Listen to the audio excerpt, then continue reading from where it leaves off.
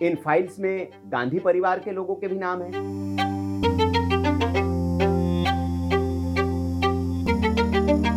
भारत में तो बहुत लोगों के नाम है, मतलब कि प्रियंका वडेरा का नाम, जो कमरे थे उनकी दीवारों में, उनकी छतों में, बाथरूम्स में, हर जगह उसने इनविजिबल कैमरेज लगा रखे। तो जब उस लिंक को आप क्लिक करते हैं तो उसमें जितनी फाइल्स अपलोडेड हैं, ईमेल्स वगैरह, वो सब उसमें आपको दिखता है। तो पहला हमने उसमें एक सर्च मारा, नरेंद्र मोदी, मोदी डाला, तो ऐसे 8 रिजल्ट्स आए। उसमें तो छोड़िए, मैंने बोला कि मेरा नाम डाल करके देखो भाई कि मेरा नाम आता है कि नहीं। तो विनय करके 2 बार जिक्र है। प्रधानमंत्री नरेंद्र मोदी के लिए कहा कि शर्म आनी चाहिए आपको इस बात पर कि आपका नाम उसमें है। ये पढ़ते लिखते नहीं है, होमवर्क नहीं करते। जब वो फाइल मेरे पास है तो राहुल गांधी के पास भी हुई, थोड़ा होमवर्क कर लेना था, अपना भी नाम डाल करके देख लेते सबसे पहले। उस बात को सोच करके हमारी रूह कांप जाएगी।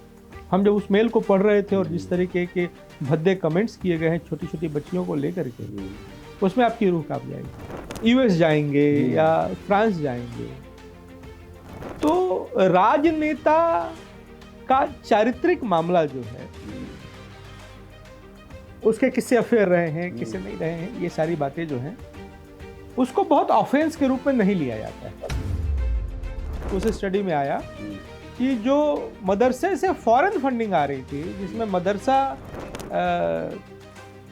के आधुनिकीकरण के लिए जो पैसे आ रहे थे जिन मदरसों में, उसमें ज़्यादा रेडिकलाइज लॉट निकल रहे थे और बच्चों के खून में भात सान करके माँ को खिलाया जाता। मृगनयनी देवी नाम था उनका। माँ पागल हो गई बच्चों के खून में सना हुआ भात खिलाने। जिसने माँ को खिलाया वो बाद में सीनियर पॉलिटिकल लीडर बनता है सीपीएम का, और बाद में पोलिट ब्यूरो का मेंबर बनता है। जेनजी दुनिया का जो है वो 85% दारू नहीं पी रहा है। कई दारू की कंपनियां दुनिया में बंद होने का कगार पे आ गई कि दुनिया भर में अपने अपने देश जला रहे हैं लोग, और भारत का जेनजी जो है वो भजन क्लबिंग कर रहा है। महान रोमन साम्राज्य कहते हैं आप, तो जिस समय महान रोमन साम्राज्य को महान बता रहे होते हैं, उसी समय के राजा कैलिगुला और बाकी सब अपनी सगी बहनों से विवाह कर रहे हैं, कजिन से नहीं। एक ही माता और एक ही पिता से उत्पन्न जो संतान थे उससे विवाह कर रहे थे वहां के राजा। और एक नहीं, 3 बहनों से। कैलिगुला तो उसमें एक राजा था जिसने 3 बहनों से शादी की, बच्चे पैदा किए। जो लेफ्ट को मानने वाले लोग हैं उसमें से दिमागी रूप से विक्षिप्त कितने हैं, जो पागल हैं, जो मानसिक रूप से विक्षिप्त हैं, उसमें से कितने लोग वामपंथ की तरफ झुकाव रखते हैं। ये संख्या 80% की। दूसरी पीढ़ी में ये ट्रांसमिट होता है क्या, ये जो वैचारिक पागलपन है, ये मेडिकल रिपोर्ट्स के आधार पर मैं बता रहा हूँ। तो उत्तर है हाँ। तो ये जो पागलपन है आप दूसरी पीढ़ी को देकर के जाते हैं।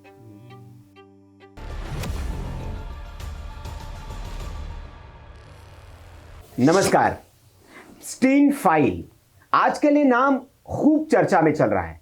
इसको लेकर विपक्ष, खास तौर पर राहुल गांधी, प्रधानमंत्री नरेंद्र मोदी से लेकर मोदी सरकार तक को कटघरे में खड़ा कर रहे हैं। तो सवाल यह है कि एप्स्टीन फाइल है क्या? इसमें क्या वाकई में भारत सरकार से जुड़े लोगों के नाम हैं, प्रधानमंत्री नरेंद्र मोदी का नाम है, और किस किस के नाम है भारत से जुड़े, और उस नाम होने का मतलब क्या है? क्या इन फाइल्स में गांधी परिवार के लोगों के भी नाम हैं? राहुल गांधी, सोनिया गांधी, प्रियंका गांधी, ऐसे तमाम सवाल है और लोग इन सवालों के जवाब जानना चाहते हैं।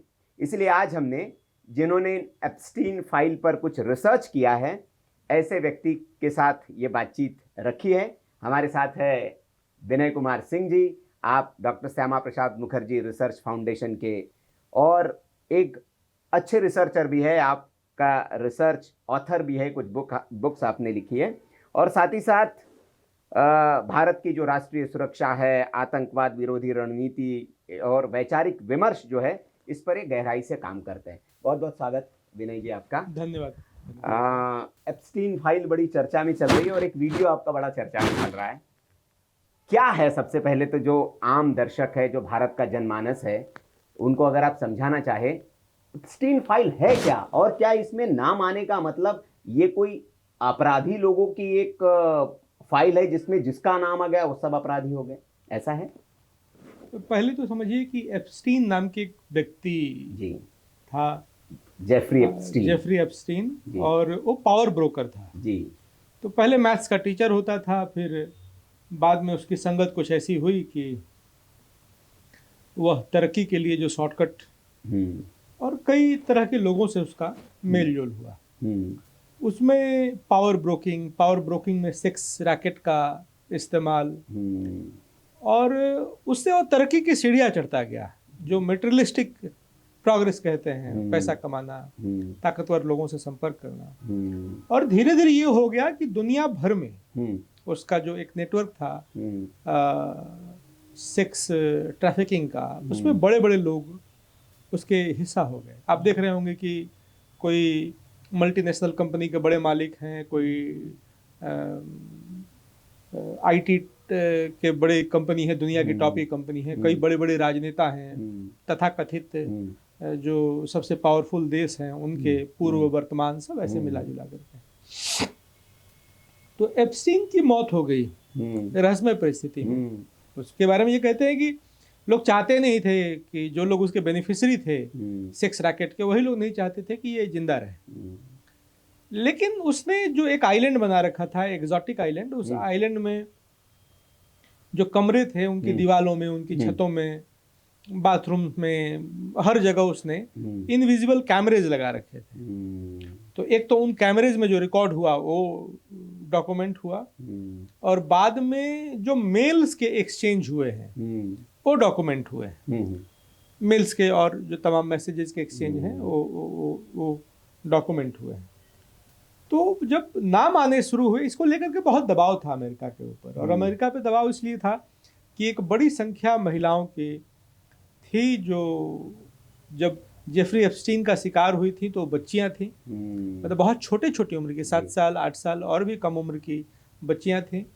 वो बाद में एक उम्र आने के बाद उनको लगा कि ये जो वहशियत उनके साथ हुआ है वो दुनिया के सामने आनी चाहिए।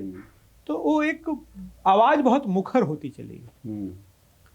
फिर जेफरी एप्स्टीन का कन्विक्शन होना, फिर जेल जाना, फिर छूटना, फिर जेल जाना, और बाद में उसकी मृत्यु हो जाना।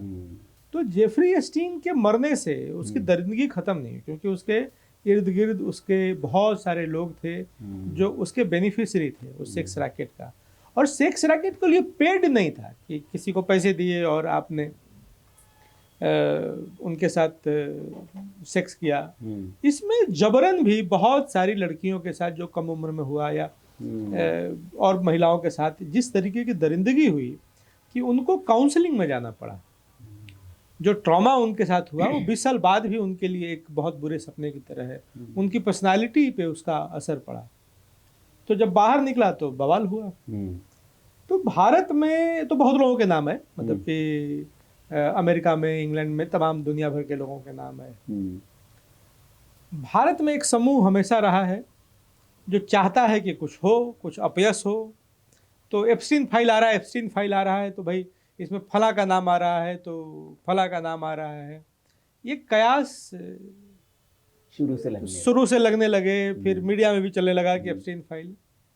लेकिन एप्स्टीन फाइल अब पब्लिक डोमेन में। अमेरिकी सरकार ने, एजेंसीज ने एक ईमेल आईडी, मतलब एक लिंक जारी किया है jmail.com करके। ओके।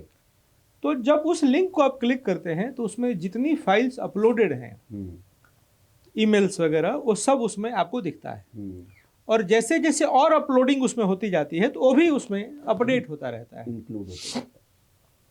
तो हम लोगों ने उसी फाइल को, उसी लिंक को एक बार स्टडी किया, और रैंडम कुछ ऐसे क्लिक्स हमने किए कि भाई देखा जाए कि इसमें नाम किसके किसके हैं। तो पहला हमने उसमें एक सर्च मारा, नरेंद्र मोदी, मोदी डाला। तो ऐसे 8 रिजल्ट्स आए। अच्छा। 8 रिजल्ट्स आए तो उसमें क्या क्या है भाई? तो ब्लूमबर्ग का एक आर्टिकल है। अच्छा। वह आर्टिकल जेफरी एप्स्टीन ने किसी के साथ शेयर किया है। ओके।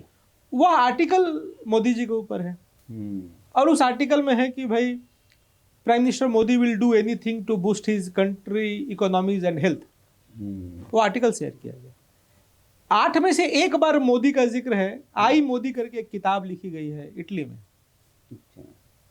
वो किताब बड़ी वाहियात सी किताब है, वल्गर कंटेंट है उसका, लेकिन उसका कोई लेना देना नहीं है। वहाँ मोदी का मतलब कुछ और होता होगा, वो टाइटल दिया, अब उसको भी आप भाई जोड़ दीजिए।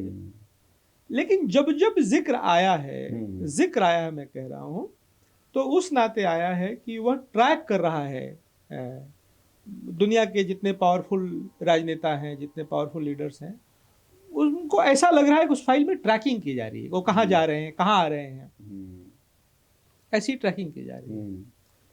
तो उसी ट्रैकिंग में या उसी में किसी ने कुछ आर्टिकल किसी के साथ शेयर किया, ये सब मामला है। दूसरा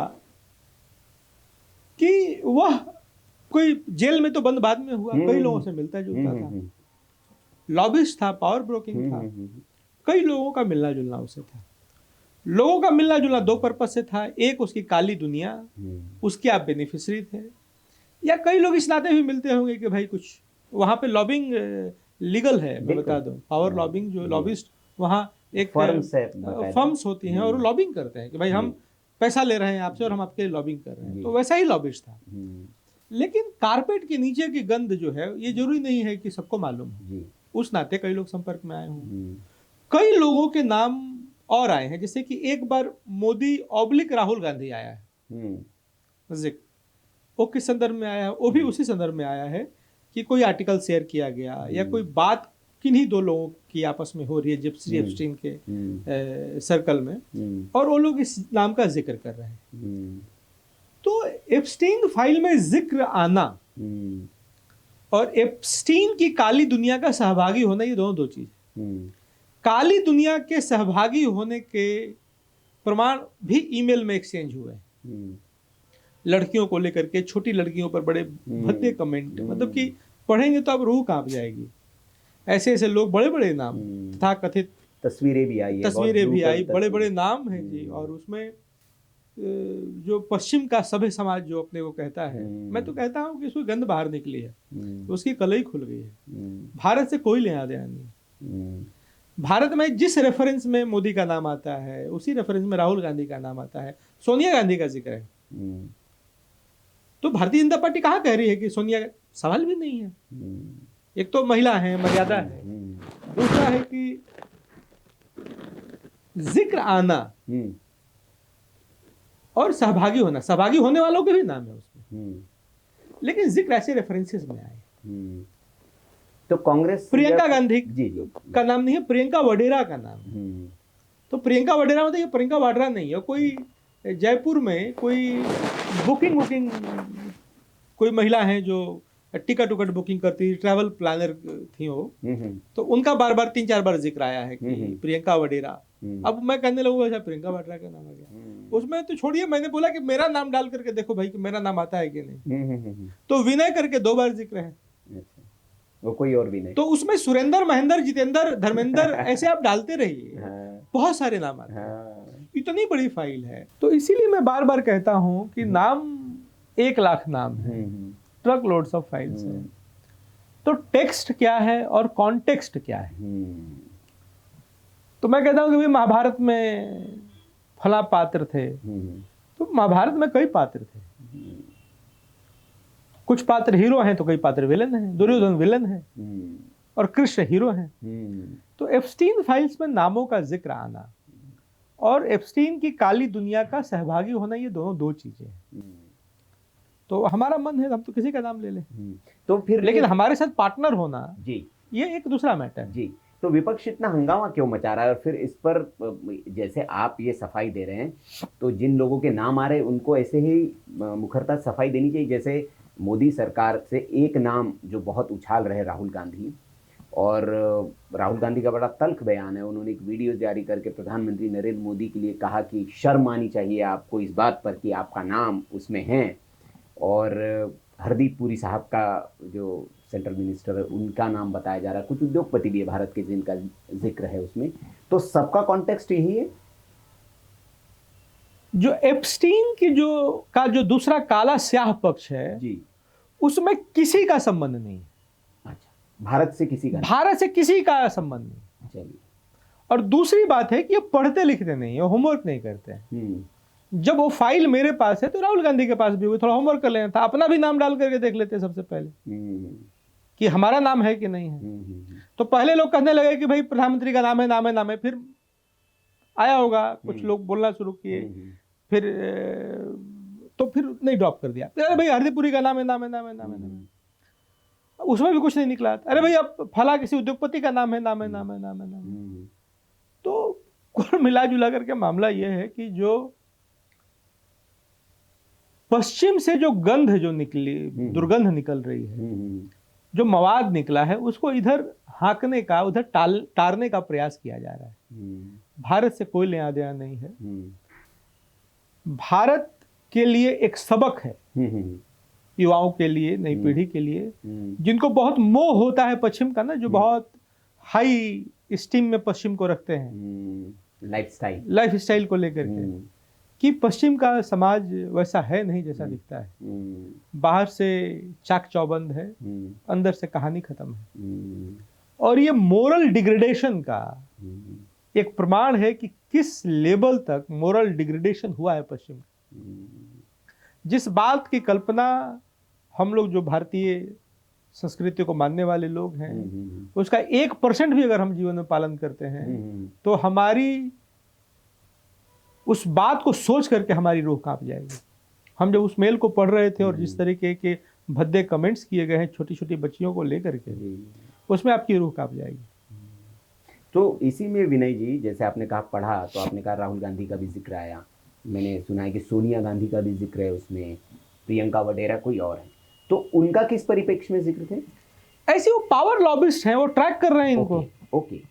वो इनकी ट्रैकिंग कर रहे हैं। कोई न्यूज आर्टिकल किसी ने किसी को भेजा है, तो उस नाते नाम ऐसे फिल्टर करने पे दिखता है। ठीक है, एप्स्टीन के सहभागी मतलब कि भारत देश से तो कोई नहीं, या एप्स्टीन की काली दुनिया का जो से जिसका वास्ता रहा हो, मैं बड़ा फक्र के साथ कहता हूं कि उस गंदगी में हमारा देश तो नहीं। ये जो अभी जैसे फाइल्स आई है और उसका जिक्र हो रहा है विनय जी, तो इसका क्या कोई दूरगामी परिणाम भारत की राजनीति पर, वैश्विक राजनीति पर, क्या कुछ देखते हैं कि भारत की राजनीति पर कुछ ऐसा? आप एक बात समझिए कि आप यूएस जाएंगे या फ्रांस जाएंगे तो राजनेता का चारित्रिक मामला जो है, उसके किससे अफेयर रहे हैं, किससे नहीं रहे हैं, ये सारी बातें जो हैं उसको बहुत ऑफेंस के रूप में नहीं लिया जाता है। कहा जाता है कि भाई ये उनका व्यक्तिगत मैटर है। व्हाइट हाउस से पहले भी मोनिका लेविंस्की के केस थे और अमेरिका में आम एक था कि भाई उनका व्यक्तिगत मैटर है।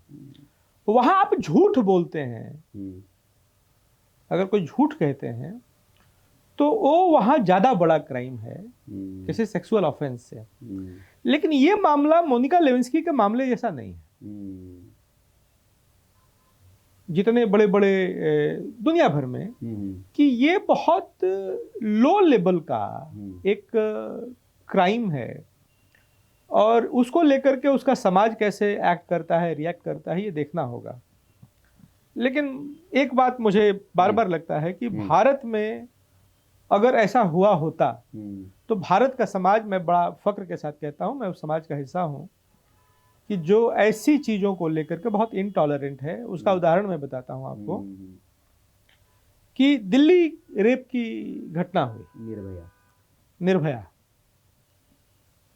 एक रेप की घटना हुई और दुनिया भर में जनरलाइज किया जाने लगा कि इंडिया रेप कैपिटल है, दिल्ली रेप कैपिटल है। और ये उन्हीं देशों से आया जहां की पर 1 लाख पॉपुलेशन रेप का रेशियो ज्यादा है। रॉयटर्स और बीबीसी जिन देशों के हैं, उन देशों ने अपना रेप का रेशियो नहीं देखा। लेकिन भारत किसको मानेंगे आप? भारत का सामाजिक एक्सप्रेशन किसको मानेंगे? उस एक रेप की घटना को, उस रेपिस्ट की माइंडसेट को, या उन करोड़ों लोगों को जो उद्वेलित हुए और जो सड़क पर उतरे? तीसरा जो बात आपने कही, एक घटना को लेकर जनरलाइज नहीं कर सकते। समाज का पैरामीटर वो नहीं हो सकता, वो एक घटना है जो आइसोलेटेड है। जनरलाइज करना है तो मास जो मोबिलाइज हुआ जिस वेदना को लेकर, जिस संवेदना को लेकर के, वह भारत है। तो इसके कोई दूरगामी परिणाम आप नहीं देखते, और आपको लगता है कि कोई नया नया नहीं, सारे दस्तावेज इसके सार्वजनिक हो चुके हैं और भी गंदगी नहीं है? और आने वाले हैं ऐसी चर्चा, मतलब कि जो चर्चा आप सुन रहे हैं वही चर्चा हम भी सुन रहे हैं जी, और निश्चित रूप से सारे दस्तावेज आने चाहिए। अब आते हैं आपके कोर विषय पर, जो आपका कोर विषय है आंतरिक सुरक्षा भारत की, जिस पर आपका गहन अध्ययन है और आपकी एक्सपर्टी है। तो क्या भारत की आंतरिक सुरक्षा के सामने सबसे बड़ी चुनौती आप किसे देखते हैं? देखिए, कई चुनौतियां रही। एक आतंकवाद एक बड़ी चुनौती रही।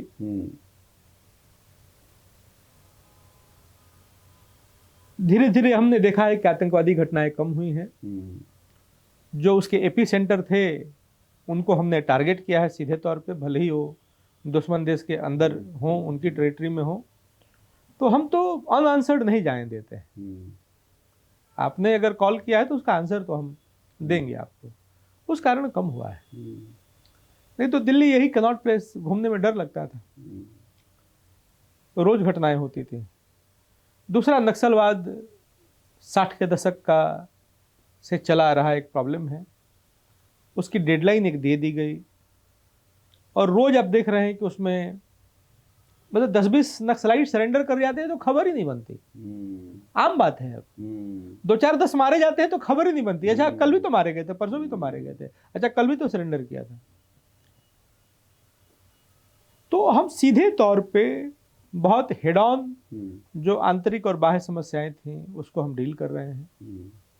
आज भी मुझे लगता है कि दो जो बड़ी समस्याएं हैं उसमें इन्फिल्ट्रेशन है, घुसपैठ एक बड़ी समस्या है, उसकी चर्चा शुरू हुई है, काम शुरू हुआ है उस पर। उसका भी एक डेडलाइन हमको कभी न कभी देना होगा, जैसे कि हमने नक्सलवाद को लेकर के एक डेडलाइन दिया है कि भारत 0 घुसपैठ का देश बने। और एक बड़ी समस्या मुझे लगती है कि पॉलिटिकल अपीजमेंट की। कई राजनीतिक पार्टियां अपनी राजनीति की सुविधा के लिए अपीजमेंट पॉलिटिक्स करती हैं, जिससे राष्ट्र की सुरक्षा, संप्रभुता को खतरा उत्पन्न होता है। घुसपैठ और पॉलिटिकल अपीजमेंट मुझे लगता है कि ये बड़ी समस्याएं हैं और आगे चल करके इनको भी सीधे तौर पे हेड ऑन लेना पड़ेगा अपने को। जी, तो जैसे आपने कहा आतंकवाद एक भाई हम लोगों ने टारगेट कर रहे हैं और आंसर हम उसको कर रहे हैं, लेकिन हाल फिलहाल के दिनों में हमने देखा, पिछले वक्त में हमने देखा कई दिनों तक घटनाएं नहीं हुई देश के अंदर तक, लेकिन पिछले दिनों जैसे हमने देखा कि दिल्ली के मतलब जो सबसे उसका प्राइम एरिया हम कह सकते हैं, लाल किला, जो बड़ी सुरक्षा वहाँ होती है, वहाँ कुछ लोग आते और ब्लास्ट करने में कामयाब हो जाते हैं।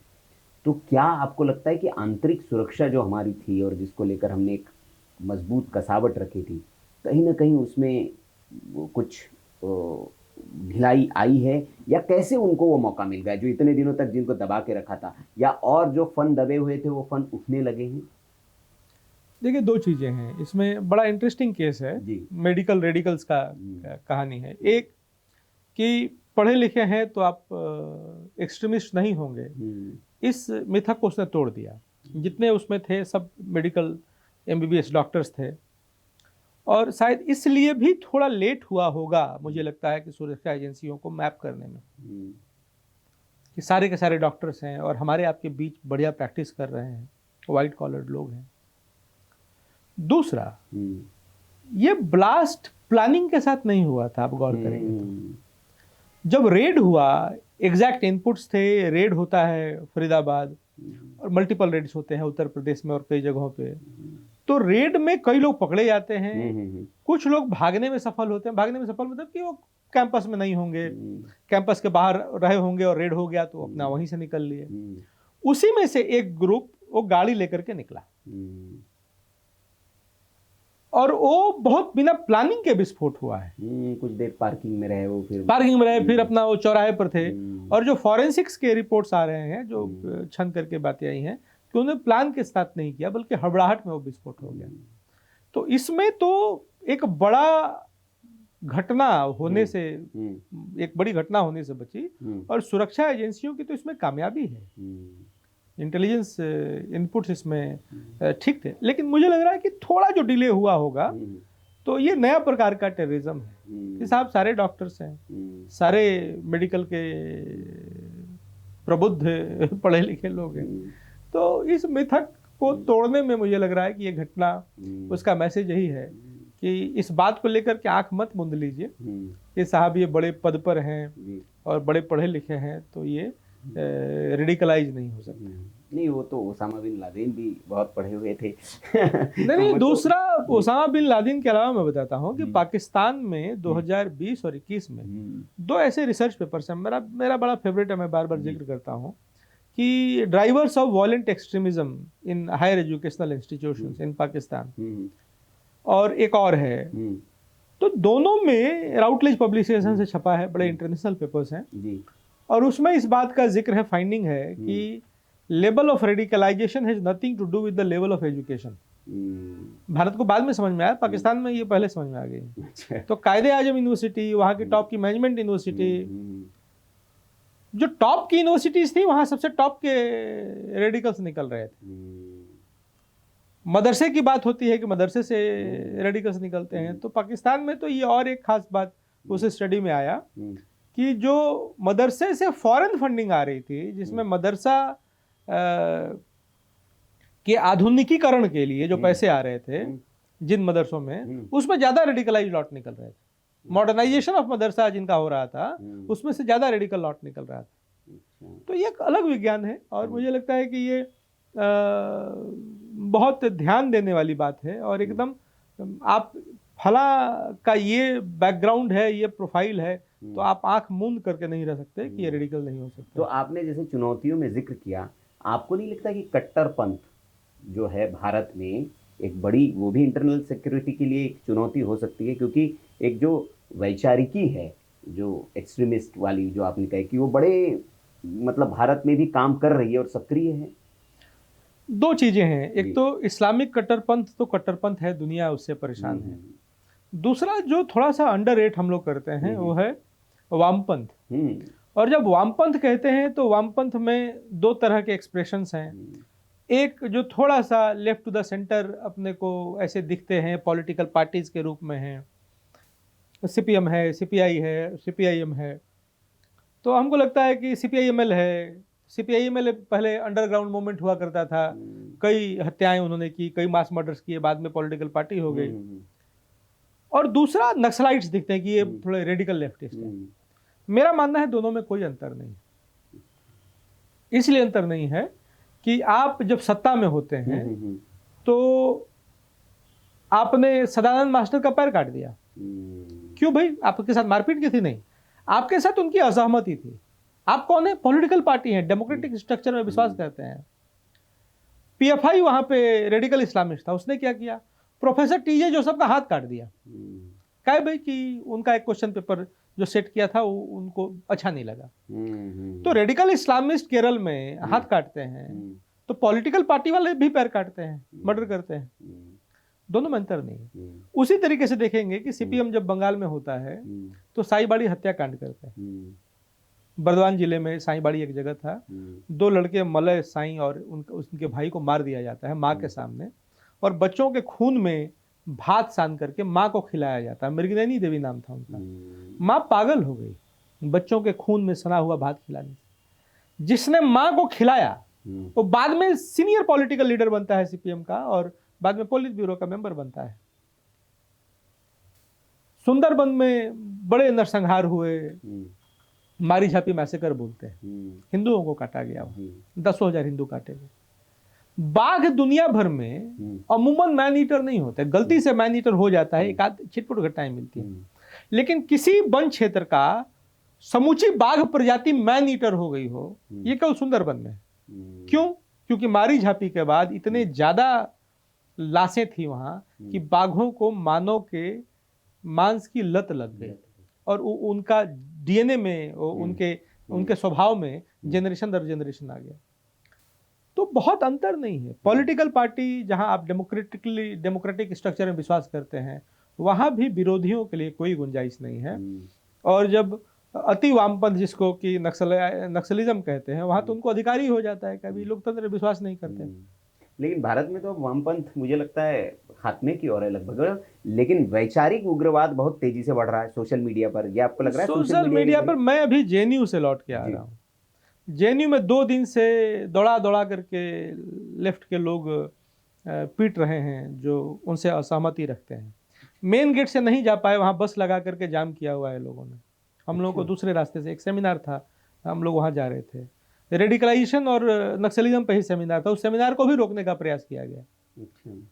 तो काउंटर रेडिकलाइजेशन पे नहीं बल्कि प्रो रेडिकलाइजेशन सेमिनार करना चाहिए, तभी ये तो ये जो कहते हैं ना कि वैचारिक रूप से असहमति, राइट टू डिसेंट, बिल्कुल नहीं है जी। केवल कहने को है, फैशन में खाली भाषण के तौर पे है। आप असहमत हैं। और किस बात के लिए विरोध हो रहा है कि शिक्षकों को रोका गया कि आप क्लास में नहीं जाएंगे, विद्यार्थियों को रोका जा रहा है, पीटा जा रहा है कि आप क्लास करने नहीं जाएंगे, क्लास बंद रहेगा। आप विद्यार्थी हैं, क्लास नहीं होगा तो क्या होगा?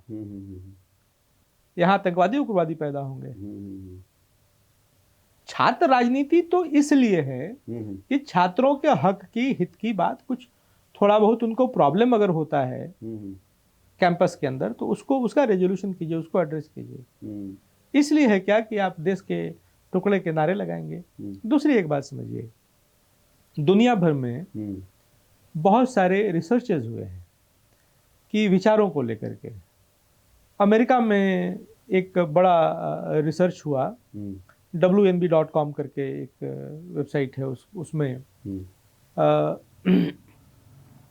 कि जो लेफ्ट को मानने वाले लोग हैं उसमें से दिमागी रूप से विक्षिप्त कितने हैं। अच्छा, हाँ, तो ये परसेंटेज 38% का था, लगभग 40%। जर्मनी में एक रिसर्च हुआ, मंकी फीड करके एक बड़ी एजेंसी है सर्वे की, उसने किया कि जो पागल हैं, जो मानसिक रूप से विक्षिप्त हैं, उसमें से कितने लोग वामपंथ की तरफ झुकाव रखते हैं। ये संख्या 80% की थी। तो बड़ा इंटरेस्टिंग। दूसरा, दूसरी पीढ़ी में ये ट्रांसमिट होता है क्या, ये जो वैचारिक पागलपन है?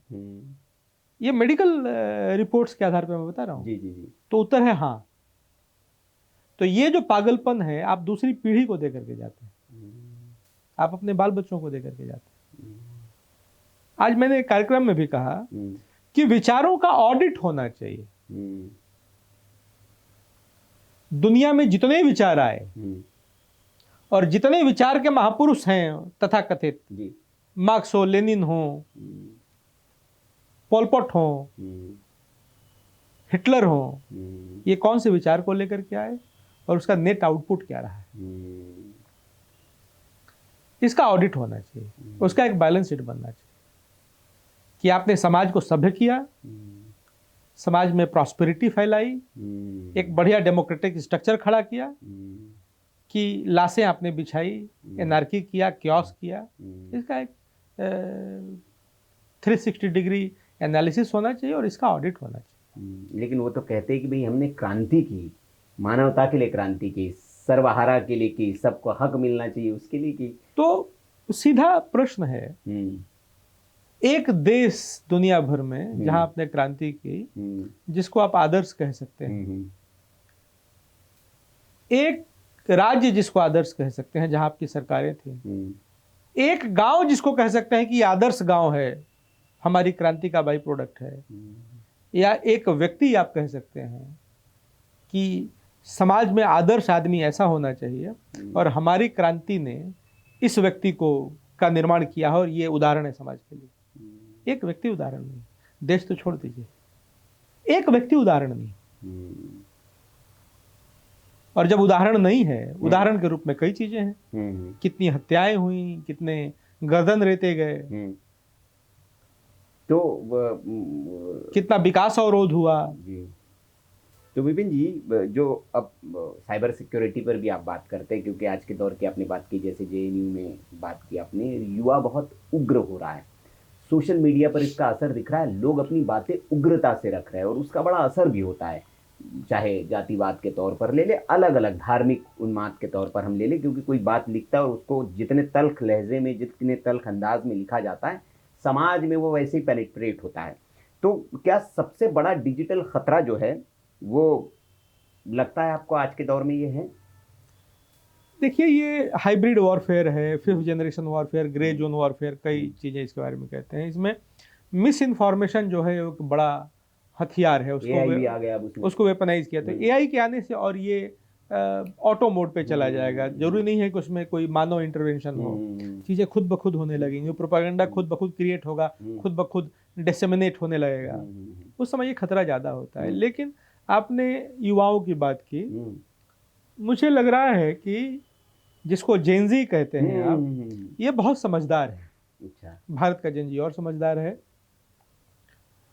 उसका उदाहरण आपको बताता हूँ। नशाखोरी खराब चीज है, ये कई जनरेशन से हम कह रहे हैं, लेकिन जेनजी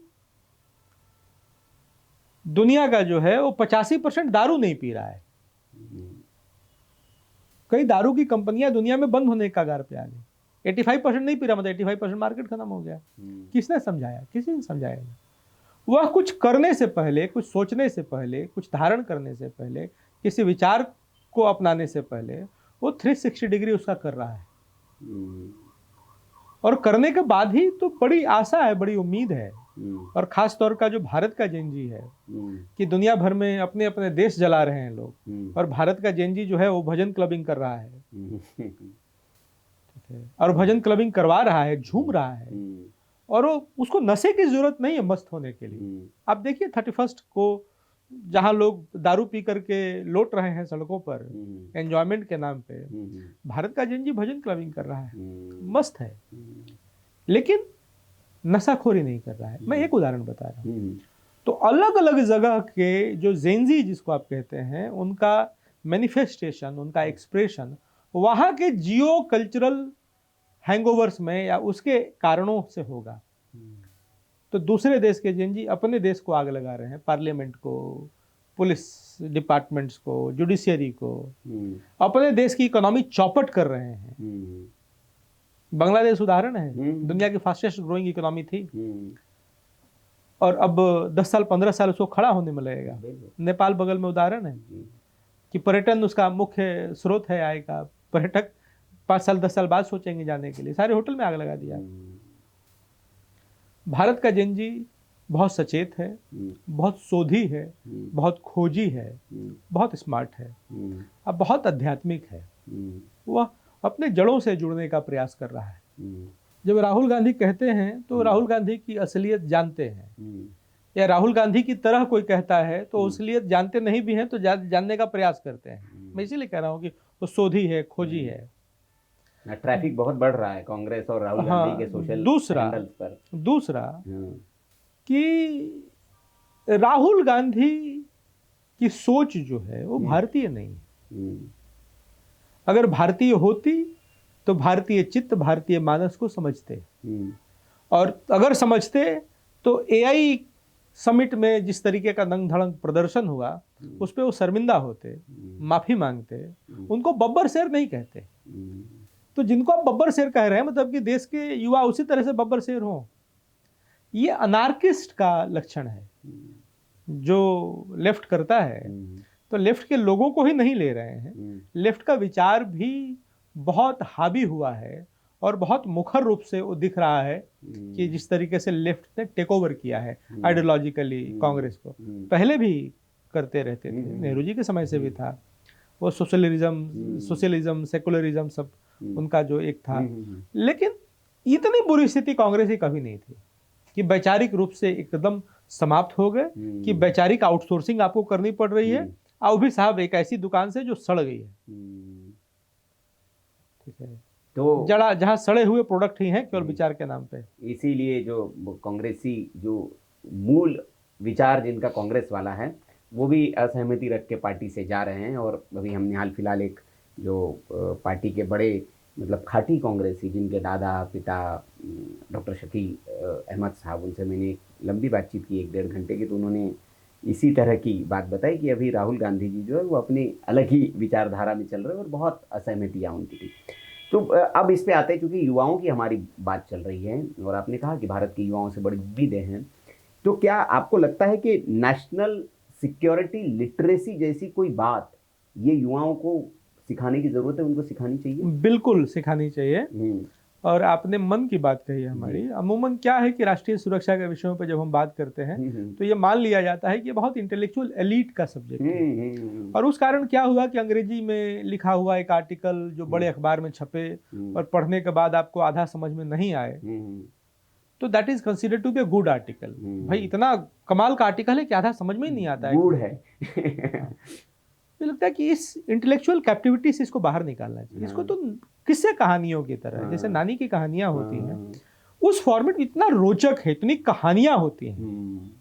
जैसे अभी ऑपरेशन सिंदूर हुआ, इतनी कहानियां हैं उस ऑपरेशन सिंदूर में कहने लायक।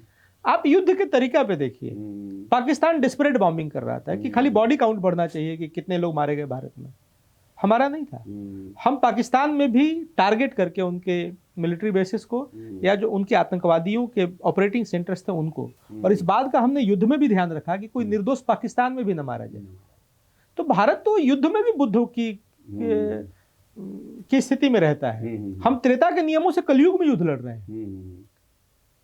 तो विनय जी, जो सिविलाइजेशनल स्टेट, मैं आपको चूंकि मुझे आपके साथ पॉडकास्ट करना था, तो मैंने बहुत अध्ययन किया और कुछ पढ़ा, तो कुछ चीज़ें मेरे जो मुझे लगी और मुझे लगा कि ये मुझे भी पूछनी चाहिए और जनमानस भी इससे जनमानस के बीच भी ये बात जाए। आपकी एक सिविलाइजेशनल स्टेट की अवधारणा है, उसको कैसे आप परिभाषित करते हैं?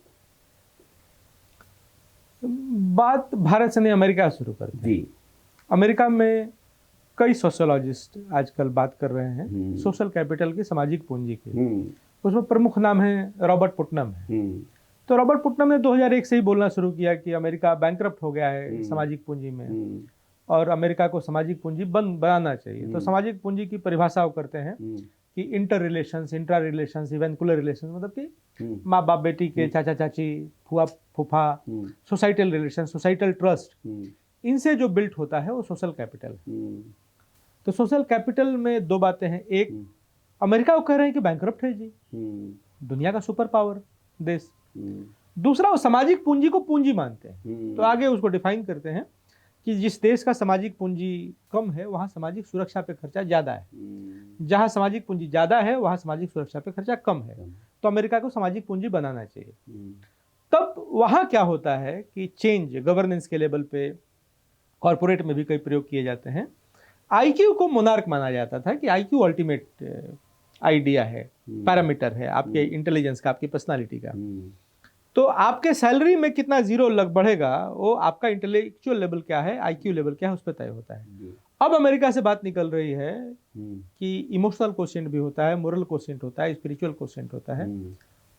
लेकिन वहाँ के सोशियोलॉजिस्ट इस बात को दबा जाते हैं कि यह अवधारणा मूलतः भारत की है और भारत से कॉपी करते हैं, क्योंकि फिर वो कैसे बोल पाएंगे कि हमारी अवधारणा मौलिक है। तो भारत में परिवार संस्था, विवाह संस्था, विवाह से बना हुआ परिवार संस्था, परिवार संस्था से संबंध बोध, और फिर संबंधों का व्याप इतना बढ़ जाता है कि हम धरती से, गाय से, पशु पक्षी से, दुनिया से, दुश्मन देश से भी, कि उसको वसुधा का कुटुंब मानने लगते हैं कि पाकिस्तान जैसा देश भी है तो उसमें निर्दोष न मारा जाए। वो वसुधा कुटुंब का हमारा व्याप इतना बड़ा हो जाता है। तो एक तरफ वहां सोशल कैपिटल बनाया जा रहा है, दूसरी तरफ हमारे यहाँ जो विवाह संस्था, परिवार संस्था है, उसको आप ओवर रेटेड, ओल्ड फैशन ऐसा मानते हैं। तो दुनिया को यह बताने लायक है कि महान रोमन साम्राज्य कहते हैं आप, तो जिस समय महान रोमन साम्राज्य को महान बता रहे होते हैं, उसी समय के राजा कैलिगुला और बाकी सब अपनी सगी बहनों से विवाह कर रहे थे, कजिन से नहीं। एक ही माता और एक ही पिता से उत्पन्न जो संतान थे उससे विवाह कर रहे थे वहां के राजा, और एक नहीं, तीन तीन बहनों से। कैलिगुला तो उसमें एक राजा था जिसने 3 बहनों से शादी की, बच्चे पैदा किए। और जब आपका महान साम्राज्य इस तरह की महानता कर रहा था, उस समय हम लोग ह्यूमन लिमिट्स को ट्रांसेंड कर गए थे, उसके बियॉन्ड चले गए थे। हमारा संबंध बोध जो है वो जीव जगत से हो गया था। तो असली बात यह है कि दुनिया के सामने 2 समस्याएं हैं। ग्लोबल वार्मिंग है, लगता है कि दुनिया गर्म हो जाएगी, ओजोन लेयर डिप्लीट हो रहा है और सभ्यता खत्म हो जाएगी। दूसरा है सोशल फ्रीजिंग, संबंधों में कड़वाहट बढ़ रही है, गर्माहट खत्म हो रही है, एक दूसरे का गला काट देंगे लोग अलग अलग छोटे छोटे विवादों पर। दोनों का उपाय इसी सामाजिक पूंजी में है, और वो सामाजिक पूंजी भारत के विवाह संस्था, परिवार संस्था से निकलता है। जो संबंध बोध है उसी के कारण सोशल फ्रीजिंग भी खत्म होगा, उसका उपाय है।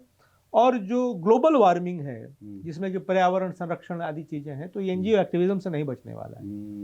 दुनिया का फंड लगा दीजिए, एनजीओ एक्टिविज्म से पर्यावरण संरक्षण नहीं होगा जब तक कि नदी के साथ आप संबंध फील न करें, माटी के साथ संबंध फील न करें, पेड़ पौधों के साथ संबंध फील न करें। तो दुनिया के सामने दो बड़ी समस्याएं हैं, ग्लोबल वार्मिंग, सोशल फ्रीजिंग, और इसका समस्या का समाधान भारत से निकलता है, भारत के परिवार संस्था से, भारत के विवाह संस्था से निकलता है। और इसीलिए वो दकियानुसी नहीं है, बहुत साइंटिफिक है जी। और इसीलिए दुनिया जो है वो भारत की तरफ बड़ी उम्मीद भरी निगाह से, और उसका कॉन्फिडेंस हमको होना चाहिए। हमारे साथ प्रॉब्लम ये रहा है, और मैं मानता हूं कि सबसे बड़ा कंट्रीब्यूशन जो प्रधानमंत्री मोदी का रहा है 2 टेन्योर में, कि हमको पहली बार कल्चरल कॉन्फिडेंस आया है। ठीक है, सांस्कृतिक कॉन्फिडेंस हमको पहली बार आया है। हमारा कल्चरल कॉन्फिडेंस नेगेटिव था। पहले तो ये होता था कि भाई घुमाने अगर कोई विदेशी आए तो कहाँ ले जाए, तो ताजमहल ले जाया जाता था। वो बड़ी एक वो होती थी कि यार जाएंगे तो सेक्युलरिज्म हिट कर जाएगा हमारा, कि अगर दूसरी जगह कहीं। भारत का हर परिवार ताजमहल है जी। वो परिवार समझने लायक है, दुनिया के लिए शोध का विषय है भारत का विवाह संस्था। अब आप समझिए कि संबंधों का विस्तार जब मैं कहता हूं, तो हमारे यहाँ चाचा हैं, फूफा हैं, मामा हैं, और अंग्रेजी में क्या है, अंकल एक ही शब्द है। हमारे यहाँ साला हैं, जीजा हैं, वहां एक ही शब्द है, ब्रदर इन लॉ। तो ब्रदर इन लॉ उनको बताना पड़ा, मैटरनल, पैटर्नल, ग्रैंडफादर, ग्रैंडमदर बताना पड़ा। क्यों? कि संबंधों का विस्तार, क्योंकि इंडिविजुअलिस्टिक फैमिली थी। मतलब नहीं होता कौन साला है, मतलब नहीं होता कौन बहनोई है, विवाह हुआ चले गए, ठीक है। मतलब नहीं होता कौन ग्रैंडफादर और ग्रैंड मदर है, अरे फादर और मदर से मतलब नहीं रहता। तो यहाँ इतना एकांगी पर्सनालिटी का विकास हुआ वहाँ कि इन चीजों को जब उनको लगा कि डिफाइन भी करना पड़ेगा, तब उन्होंने मैटरनल पैटर्नल जोड़ना शुरू किया, विस्तार ही नहीं हुआ जी। अब आते, जैसे आपने कहा प्रधानमंत्री नरेंद्र मोदी की बात आई, तो जैसे वो विदेश जाते हैं तो एक नई परंपरा एक उन्होंने शुरू की कि हर मेहमान को भगवत गीता ज़रूर भेंट स्वरूप देते हैं। तो जो भगवत गीता की जो न्याय और धर्म की अवधारणा है, उसको आधुनिक कानून से जोड़ने की जो आपकी सोच है, मैं पढ़ रहा था, तो उसको कैसे आप वो कहते कि इसको भाई जोड़ना चाहिए आधुनिक कानून के साथ? देखिए, मुझे लग रहा है कि अभी हम लोगों ने एक कार्यक्रम किया था Bhagavad Gita and law Delhi university में। कई जजेस आए, कई बड़े वकील आए, और सब लोगों ने कहा कि जो न्याय की अवधारणा है वह भगवत गीता से डिराइव, भारत ही नहीं दुनिया के कई जो संविधान निर्माता हुए, उन्होंने संविधान के निर्माण में वहाँ से चीज़ों को लिया। कृष्ण का ही व्यक्तित्व देख लें तो न्याय प्रियता का है, वो बराबरी का है। और हमारे जो ग्रंथ हैं, तो भगवान कृष्ण उसके हीरो हों या भगवान राम उसके हीरो हों, तो उसमें आप देखेंगे कि जो लोकतंत्र है उसका सबसे जो मूल तत्व है कि सर्वाइवल ऑफ द वीकेस्ट, वो डार्विन की थियरी से नहीं चलेगा, फिटेस्ट वाला नहीं, सर्वाइवल ऑफ द फिटेस्ट नहीं चलेगा। Everything is fair in love and war से नहीं चलेगा नियम। Everything is not fair in love and war. एक मर्यादा है, उसके साथ लव भी है, उसके साथ वॉर भी है। तो बेतरतीब जो जिस तरीके से डिफाइन किया गया, मुझे लगता है कि उनकी समझ समाज को लेकर के वैसी नहीं डेवलप हुई। भारतीय समाज को उन्होंने नज़दीक से नहीं जाना, समझा, परखा। तो हमारी तो वैल्यूज़ में आप देखेंगे गीता है, हमारे वैल्यूज़ में भगवान राम है। इसीलिए हमने जब अपना संविधान बनाया, जब हम आज गवर्नेंस की जब कल्पना देखते हैं कि maximum governance, minimum government, government at the door step, जो सरकार तक नहीं पहुंच सकते उन तक सरकार पहुंचा, अंत्योदय की जो अवधारणा है, तो या फिर जिस अधिष्ठान पे हम खड़े हुए हैं, एकात्म मानव दर्शन भारतीय जनता पार्टी का है, ये सब हम डिराइव करते हैं उसी सिविलाइजेशन से, उन्हीं अपने ग्रंथों से, उन्हीं अपने हीरोज से।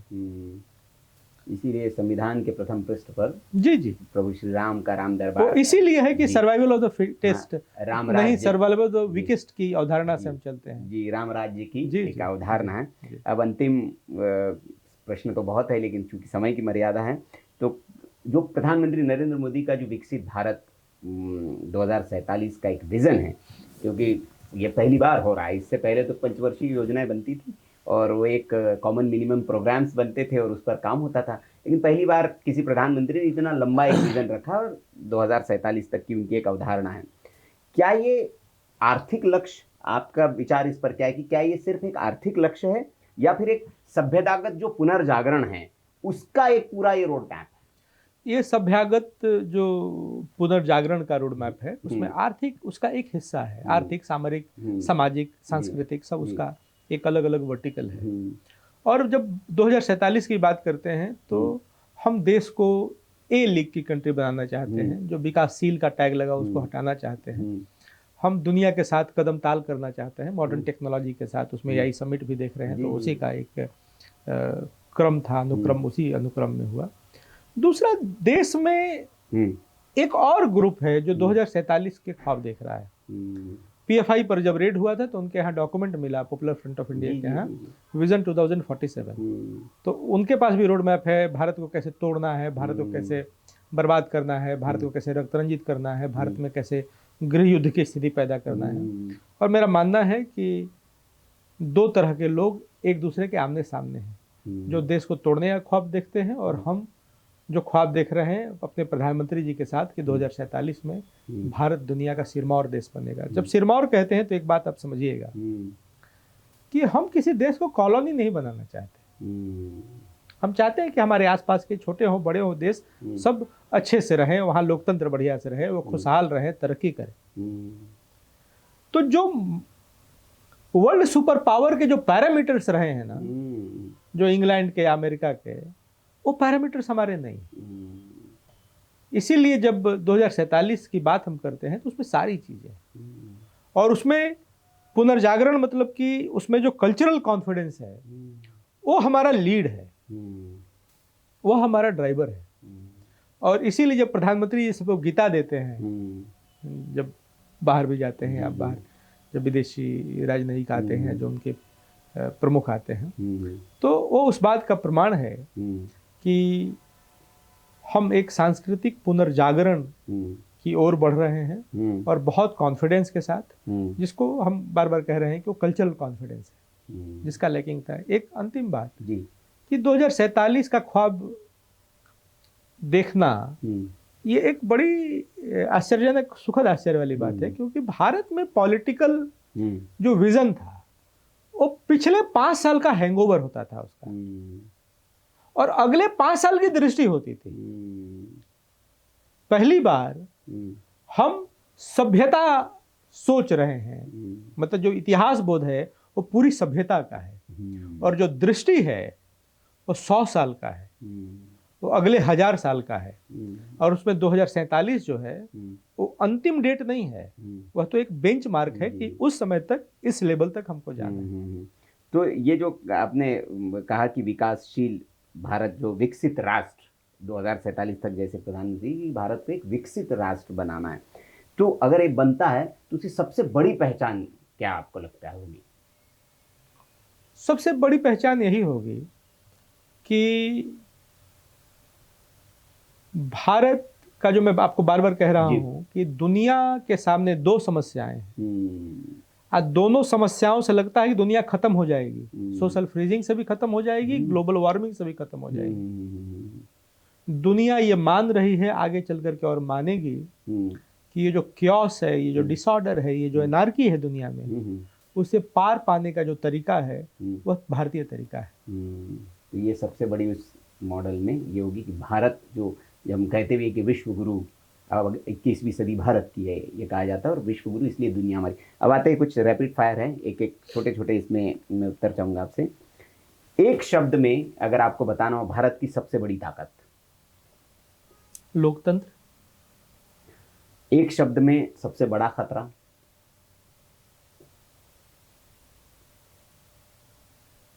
कई खतरे हैं, एक शब्द में तो सबसे बड़ा भारत के सामने जो आपको जो लगता है? जो जो वैसे लोगों के खिलाफ हम कार्रवाई नहीं उस स्तर पे कर पा रहे हैं जो देश के टुकड़े करने का सपना देखते हैं। जी, मतलब हम अभी भी सॉफ्ट है, ये आप कह रहे हैं कि जिस कठोरता के माँ साथ दंड देना चाहिए नहीं दे पा रही सरकार। माँ का स्वभाव है ना, जी भारत तो माँ है, तो नालायक बच्चों के प्रति भी थोड़ा स्नेह रखें। जी। 2047 का भारत इकोनॉमिक पावर होगा या फिर सिविलाइजेशनल लीडर? सिविलाइजेशनल लीडर होगा और इकोनॉमी, हम्म सामरिक हम्म सब उसके हिस्सा होंगे। ठीक है, अंत में युवाओं के लिए कोई चेतावनी या संदेश आप देना चाहे?